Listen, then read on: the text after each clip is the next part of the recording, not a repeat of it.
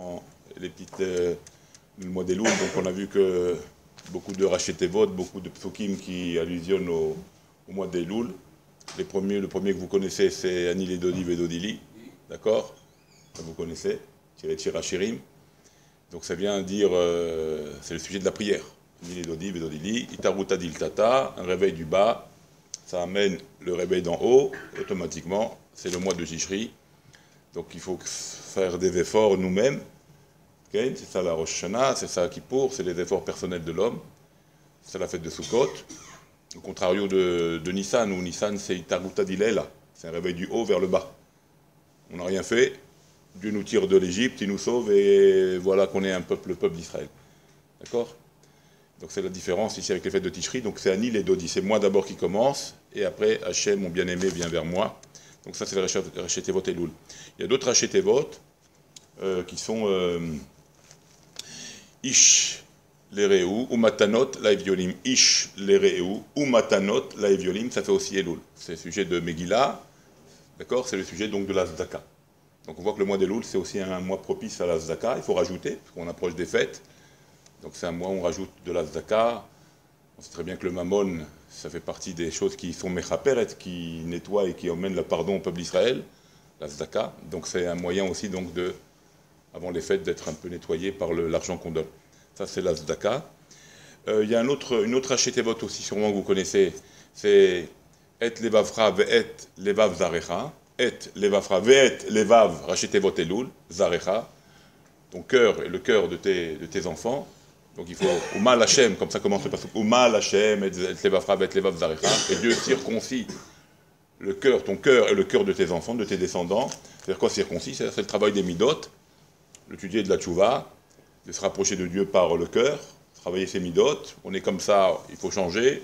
C'est aussi le travail personnel, donc on est toujours dans la phase des fêtes. Donc les Taruta Diltata, le réveil d'en bas, donc c'est nous qui faisons tout ça. Anil et Dodili, les prières, l'union de la Zaka, l'union maintenant du cœur à améliorer, des midot à améliorer, donc c'est un travail personnel. Ça vient à l'approche donc du mois de Tishri, c'est les fêtes de Tishri. Ça donc c'est un passouk qui traite donc les midot. Il y a un autre passouk, je ne sais pas si celui-là, peut-être que c'est un peu moins courant, on le dit moins dans les synagogues, dans les Beit Midrash. C'est Vesamti, c'est le passouk là-bas dans Parashat Mishpatim, oui, où il est dit là-bas, Vaelohim ni inna leyado, regardez, Vaelohim inna leyado, Vesamti lecha makom lanu shama. Okay? Okay? Ça c'est le verset. Donc c'est quoi Inna leyado, que Dieu t'emmène, c'est pour le bonhomme qui aurait tué d'une manière involontaire. Alors qu'est-ce qu'il fait à cause de beaucoup? Il l'emmène, il le dirige dans une ville de refuge quelque part, une ville où il va pouvoir se réfugier pour échapper aux mains du Goël Adam. D'accord? Alors c'est aussi le sujet de Elul, donc c'est Rachetevot Elul. Okay? Inna leyado, Aleph, Inna leyado. Va Elohim, oui, et va Elohim, ça commence comme ça. Va Elohim, je n'ai pas voulu dire quoi. Okay? Inna leyado, c'est Dieu qui le dirige, tu vois. Inna leyado, Vesamti vav, lecha makom yanu shama, asher yanu shama. Donc moi c'est Rachetevot Elul. Donc c'est quoi ici? On se réfugie quoi? C'est-à-dire que bien qu'on ait fait des fautes, il y a un endroit où on va se réfugier, c'est le mois de Elul. Le mois d'Elul, c'est pour nous un endroit où la tchouva est... Bon, Hachem, on peut faire tchouva. C'est un endroit où on va se réfugier avant le jugement. Donc on va se remettre en question. C'est aussi un sujet de tchouva, donc le sujet un peu comme le sujet, donc comme on l'a dit, de ce qu'on a dit tout à l'heure, l'union de Anil et Dodi, et tout ce sujet-là de tchouva, midot, etc. Okay. Ce que j'ai vu dans ce passouk-là, si on fait attention au Sofet Tevot, donc là on a pris les Rachetevot pour faire Elul, mais si on fait attention au Sofet Tevot, à la fin des Tevot, donc c'est Ina, c'est E, Leyado, c'est Vav, si c'est 5, 11, d'accord? Vesamti, c'est 10, ok? Ça fait 11 et 10, ça fait 21. Lecha, ça fait encore 20, donc ça fait 41, d'accord? On était à 21, plus 20, 41. C'est quoi 41? C'est M. C'est M, Aleph et Mem. Alors, Aleph et Mem, bon, ça veut dire la mer, mais ça vient de la racine aussi Emma, la crainte. La Emma, la crainte. Emma va farad. Donc c'est le mois où on doit obtenir la crainte, justement parce qu'on arrive à Rosh Hashanah, on craint le din, et donc c'est le sujet donc de Elul. Un autre passouk que peut-être que vous ignorez aussi, je ne sais pas, celui-là aussi on le dit peu dans les endroits, mais c'est ramené là-bas dans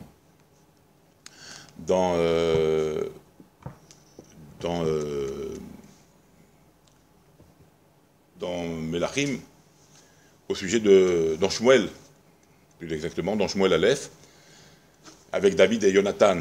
C'est vrai qu'ils étaient très proches, David Améler, et Jonathan, le fils de Shaoul, ils étaient très proches. Maintenant, si on fait attention, le verset nous dit comme ça, que Jonathan dit à David, comme ça dit Jonathan à David, Ve'ata timlor à l'Israël, toi tu vas régner sur le peuple d'Israël, comme ça Jonathan dit à David, toi tu vas régner, toi David, tu vas régner sur le peuple d'Israël, Ve'anochi et moi, regardez Raché Tevot, Ve'anochi et moi, Eye, Aleph, Eye, je serai, Lecha, Lamed, pour toi, les Mishneh, second, je serai ton second, je serai pour toi ton second. D'accord? Donc toi tu règnes sur Israël et moi je serai ton deuxième, je serai ton second, je serai ton bras droit. Racheté bol, donc racheté bol, Ve'ani le Vav, Ve'anochi le Vav, Iaye Aleph, Lecha le Lamed, et les Mishneh, encore une fois Lamed. Donc si on met les lettres, on fait le mois de Elul, on obtient les lettres, par les lettres on obtient le mois de Elul. Donc c'est Elul, une fois encore. Maintenant c'est des racheté bol qui forment donc le mot Elul. Mais ce qui est d'extraordinaire dans ce verset, c'est que ce verset allusionne aux deux Meshirim. Aux deux Meshirim. Ephraim, c'est Shaoul. On a un Mashiach qui s'appelle Mashiach ben Ephraim, ben Yosef. Ben, Yosef, c'est Ephraim, c'est tribu d'Ephraim. Et Ménaché, il vient d'Ephraim. Donc ça, c'est l'allusion de Jonathan ben Shaoul qui vient d'Ephraim. C'est le Mashiach qui est son second au Mashiach ben David, qui est la tribu d'Ephraim. Mashiach ben Yosef. Et Mashiach ben David, c'est David Améler, descendant d'Yehuda, donc tribu d'Yehuda et tribu d'Ephraim. Donc on a les deux tribus. Maintenant, ce qu'il y a d'extraordinaire, rappelez-vous, on en avait parlé déjà, c'est avec les mois. Vous vous rappelez? Alors Yehuda, c'est Nissan, délivrance du peuple d'Israël au mois de Nissan. Et Ephraim, si vous faites dans les mois, comme on l'avait expliqué déjà une partie, Ephraim, ça correspond à quoi? Ça correspond au mois de Tishri. D'accord? Ephraim, mois de Tishri. Et c'est ce que dit la Gemara dans Rosh Hashanah. La Gemara dans Rosh Hashanah, au Daf Yud, la Gemara elle dit quel mois a été créé le monde? Marloquet Yedoua. Bravo. Marloquet, très connu, entre Rabbi Eliezer et Rabbi Yoshua. Rabbi Eliezer, il dit que le monde a été créé en Tishri. D'accord?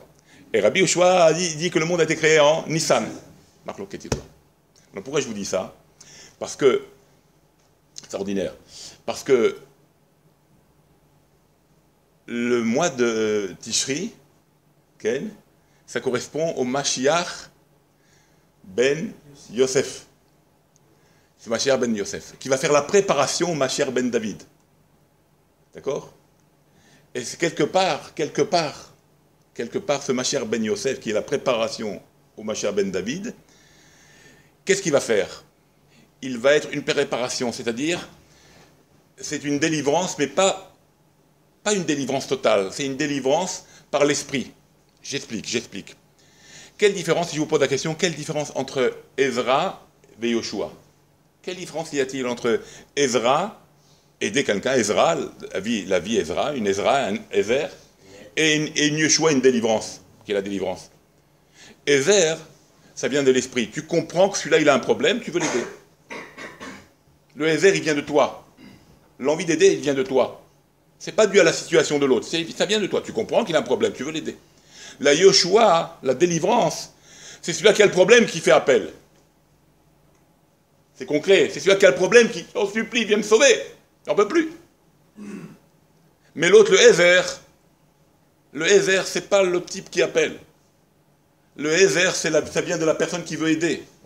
L'autre, il subit le problème, alors il appelle la délivrance. Et le Ezer, c'est une personne extérieure qui a envie d'aider l'autre. Ça vient de l'esprit. J'ai envie d'aider. Je comprends qu'il y a un problème ici. Il faut que je comprenne, il faut que je l'aide. Mais la Yeshua, c'est un appel d'être délivré. D'accord? Alors regardez maintenant. Alors maintenant, si on dit que c'est comme ça, alors le Mashiach ben Yosef, c'est le Ezer. C'est lui qui va préparer. D'accord?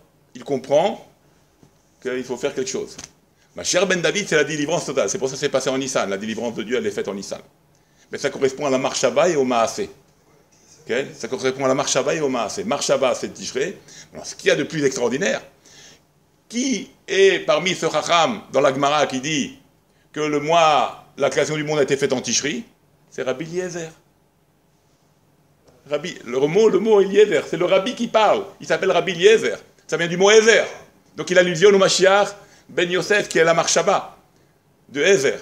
Et qui est le Chacham qui parle, qui est en Marloquette, qui dit que le monde a été créé en Nissan? C'est Rabbi Yoshua. C'est un truc de fou. C'est lui qui dit que c'est Yeshua, parce que la Yeshua, elle vient en Nissan. Et c'est Rabbi Yoshua qui dit ça. Il va d'après son nom. Pourquoi? Parce que là, c'est le Maasé, c'est un acte. Alors, ça n'empêche pas que quoi? Que même si on va être là-bas au Hachem, on est en Tishri, alors on peut demander déjà à ce que le Mashiach ben Yosef, il arrive. C'est quoi Mashiach? Déjà, il nous éclaircit, il éclaircit notre esprit, que notre tchouva, elle se fasse. Une fois que la tchouva, elle se fait, on est purifié, alors là, la délivrance, elle peut venir.